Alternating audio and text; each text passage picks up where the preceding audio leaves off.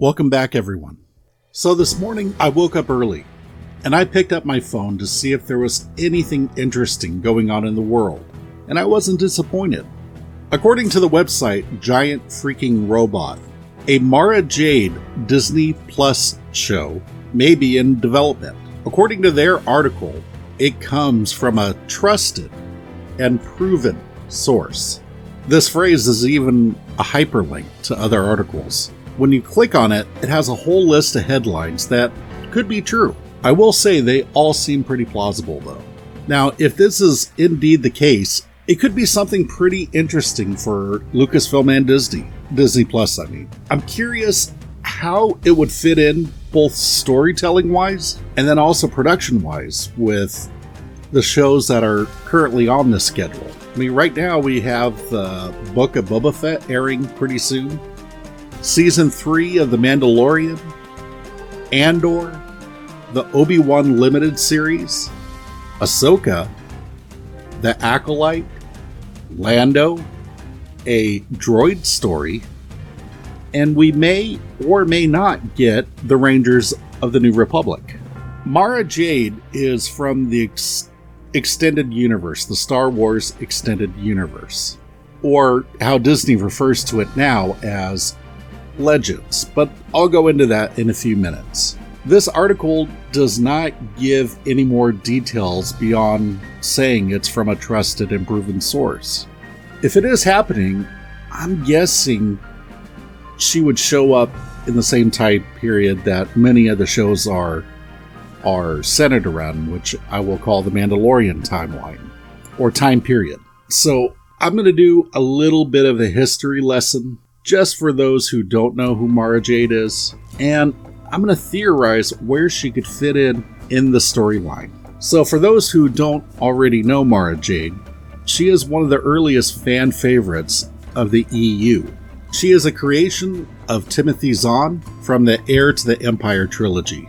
Mara Jade was a very early example of a Force-sensitive person who was not technically trained as a Jedi, or even a Sith for that matter. Well, I guess Luke kind of fits into that category too, but he had a little one-on-one time with Obi-Wan and a masterclass with Yoda, so that's important.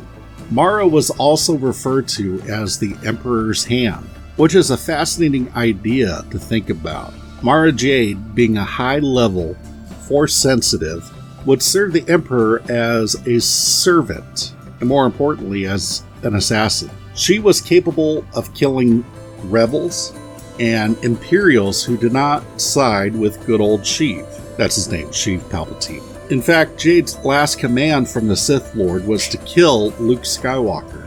Now, Mara didn't do that because Vader ended up killing Palps, and the Empire crumbled soon afterwards, kind of leaving Mara Jade without a job, so she went rogue. By the time of the first book, Mara was a high-level smuggler joined up with another Tim Zahn created character named Talon Card. Mara Jade does interact with Luke Skywalker, but they don't really get along at first. Luke in the books is not quite a Jedi Master yet, and he's looking for any way to further his knowledge of the Force. This eventually has near dire consequences when he deals with a couple of clones. Seriously, you gotta read these books. Mara does end up having a grudging respect for the farm boy from Tatooine. As EU fans know, Mara Jade ends up becoming Mara Jade Skywalker. This isn't like Rey Palpatine, who kind of colonized the Skywalker last name for her own. Mara marries Luke. They even have a child together named Ben. Just a quick aside, Ben Skywalker has always made more sense than Ben Solo. Neither Han nor Leia were even close to Kenobi. You know, in fact, come to think of it, I don't know if Leia actually ever met Obi-Wan in A New Hope. And even if she did prior, she still called him Obi-Wan and not Ben. Luke, on the other hand, had always called Obi-Wan Ben, even after learning what his proper name is. Ben was Luke's first teacher, so it would make sense for him to name his kid Ben. Just a random thought. Anyway, back to the thing. If you haven't read the Tim Zahn books, they are great. And if you don't want to do it the old-fashioned way with your eyes, you can find an audiobook version, I'm sure, or a comic book adaptation, which is very good. Now, Mara Jade wouldn't be the first character from the EU to make it in either animation or live action. There are quite a few EU elements that have made it into Star Wars, like the double-bladed lightsaber or Darth Bane. But I think the best example of an extended universe canonization is with the fellow Zahn character, Grand Admiral Thrawn. He's so cool. I do have to ask though, why Mara Jade? George Lucas definitely wasn't fond of her. Now, that could be he didn't create her, but whatever the case is, I don't think he liked her that much.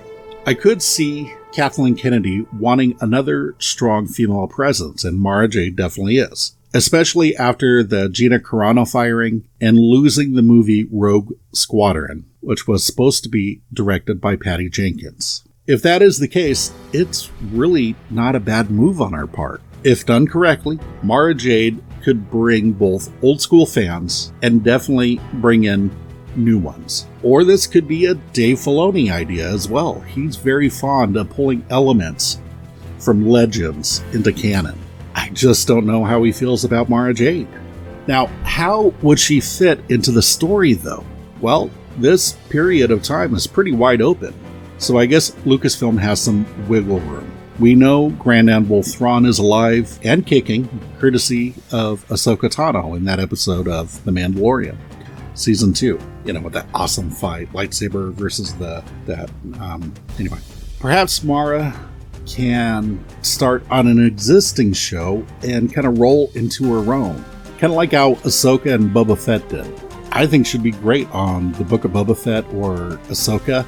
Heck, they could introduce her character on Andor and establish her connection to the Emperor during the whole events of the first trilogy, and even Rogue One for that matter. So I guess you could really insert Mara Jade into this timeline without too many issues. She could either become a Jedi or just leave her as a high-level Force-sensitive type. Though I know many of the Extended Universe fans would love to see her rock a purple lightsaber. Again, because she did in the books. So who would you cast in that role? Personally, I am a big fan of either Karen Gillan, from Doctor Who and Guardians of the Galaxy, Jumanji 2 and 3, or Rose Leslie, from Game of Thrones. Nothing Jon Snow. Just whoever it is, please not Amber Heard.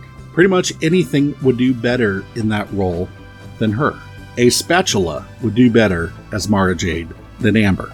Would they pair Mara Jade up with Luke Skywalker like in the Extended Universe? Or just kind of forget that story element?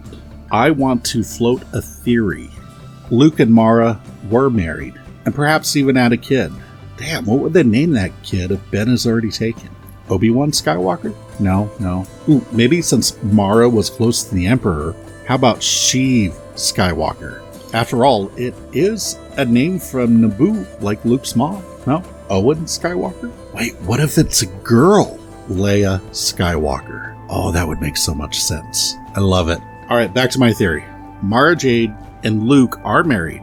In fact, she was helping Luke train future Jedi when Kylo Ren burned down the Academy.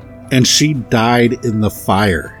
That would bring Luke's grief to another level. Not only did he lose his students, but also his spouse. That I would understand. Luke turning his back on the galactic struggle to die in peace.